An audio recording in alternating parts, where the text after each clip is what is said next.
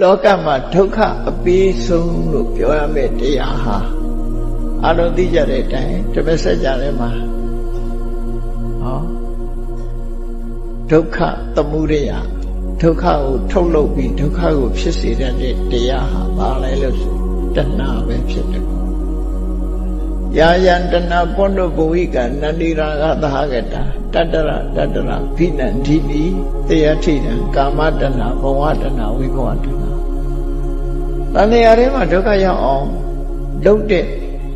တခုတည်းသောတရားကိုနာမည်တက်ပြီးပြောပါဆိုလို့ရှိရင်တဏှာကိုပဲပြောရမှာပဲဖြစ်တယ်သူ့ရဲ့လွှမ်းမိုးမှုအောက်မှာလူတွေဟာပြားပြားဝတ်နေကြတာချေးချွန်အလားတဏှာရဲ့ကြုံဘဝရောက်နေကြတာသို့တော့ကိုယ်ကြုံလို့သိမသိကြဘူးကိုကအရှင်သခင်လို့ထင်နေမဟုတ်ဘူးတဏှာခိုင်းရလုံးနေကြတဏှာဓာတ်ပြောတဏှာဓာတ်တဏှာရဲ့ချေးချွန်နေဖြစ်နေကြတယ်အဲ့ဒီတဏှာဟာယာယံတဏှာပောနုဘဝိကာဘဝတွေနောက်ထပ်ဘဝတွေကိုဖန်တီးနေတာသူပဲဘဝဆိုတာဖြစ်စေတာသူပဲသူဥဆောင်ပြီးတော့လှုပ်ရှားနေတာဖြစ်တယ်နန္ဒီရာဂသဟကတာမျက်စိကမြင်တဲ့အာယုံဆိုလဲသဘောကျမျက်စိနဲ့မြင်တဲ့အာယုံသဘောကျပြီးနားကအပန်းကြတော့သဘောမကျဘူးလားမဟုတ်ကြပြန်တာနှာခေါင်းကအနံ့ဆိုလဲသဘောကျပြန်တာလျှာကအရသာဆိုလဲသဘောကျလို့ဒီကနေ့ခေတ်မှာစားတော့ဆိုင်တွေအများကြီးကြီးပွားတာပေါ့နော်ကိုယ်ကသမင်းဟင်းနဲ့တွေမရဘူးမြမပြေကသမင်းဟင်းနဲ့တွေမရလို့နိုင်ငံခြားနာမည်တွေတက်ပြီးစားကြပြန်ရောအဲ့တော့သဘောကျလိုက်ပုံတော့မပြောနဲ့နော်မြမပြေကချက်မောက်ဒီဘုံလာခြင်းတို့ကောင်းရတဲ့နဲ့ကင်ချီမစားတာလို့အဲ့ဒါမျိုးပေါ့စူချီသွားစားတာတို့အမျိုးစုံပေါ့လူတွေရဲ့အကြိုက်ဟာအဲ့လိုလိုဖြစ်တယ်အဲ့ဒါကိုတတ္တရဘိနန္ဒီနိဟိုဟာကြိုက်တယ်ဒါကြိုက်တယ်ကြိုက်လို့ကိုမဆုံးနိုင်ဘူးတစ်ခုရိုးသွားနောက်တစ်ခုကြိုက်ပြန်နော်ကြိုက်ပြန်တတ္တရဘိနန္ဒီနိသေယထိတံကာမတဏှာရစီကမြင်ရတဲ့လူချင်းစရာအာယုနားကနားထောင်လို့ရတဲ့နှစ်သက်စရာအတန်းနှာခေါင်းနဲ့နမ်းရှူရတဲ့အနတ်ဆိုလဲအမျိုးကိုစုံလို့အမွှေးနန္ဒဆိုင်နေသွားရောင်းလို့မလောက်ဘူးနော်လျှာဆိုတာတော့ပြောနေရတတဏှာအဆိုးဆုံးပဲအသေးတောင်ခံပြီးတော့စားတာရတတဏှာအနတ်တော့အသေးခံပြီးရှူတယ်လို့မရှိဘူးအစားကတော့အသေးခံပြီးစားကြတယ်ဒါသိချာနေနော်ဝါစားသိမယ်စားသိချင်းသိပြီးဝါတော့စား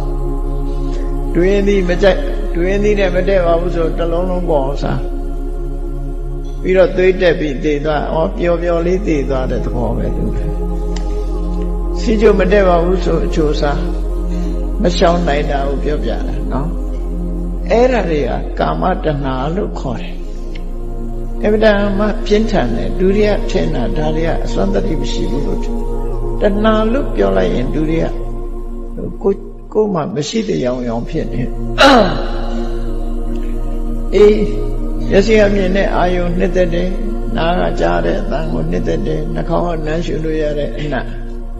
လျှာနဲ့လေရတဲ့အရာသာခန္ဓာကိုယ်နဲ့ထိတွေ့ရတဲ့အထိတွေ့ဆိုတာတွေခြေနဲ့အာရစိတ်ကူးချမ်းစီလို့အကောင်အထည်မရှိတာလဲခြေနဲ့အာရကြိုက်ကြတာ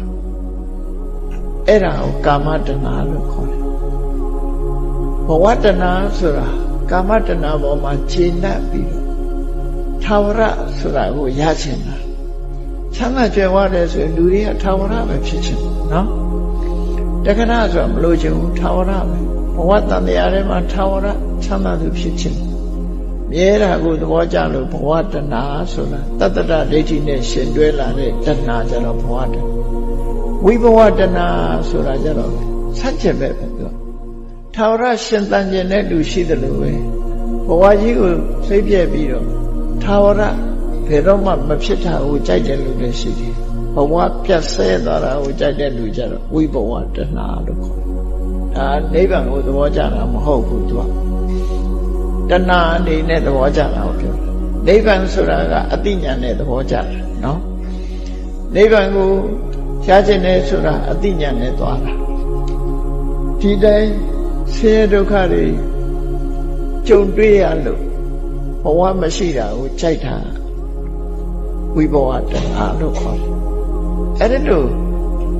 အချင်းချုပ်အဖြစ်တဏှာ3မျိုးအာယု6ပါးနဲ့ပြောရင်တဏှာ6မျိုးအတိတ်ကပစ္စုပန်နဲ့မြောက်လိုက်ပဲဆိုရင်တဏှာတွေဟာအလုံးသူတဏှာကိုယ်တဏှာတဏှာဟာ108မျိုးဆိုဖြစ်လာ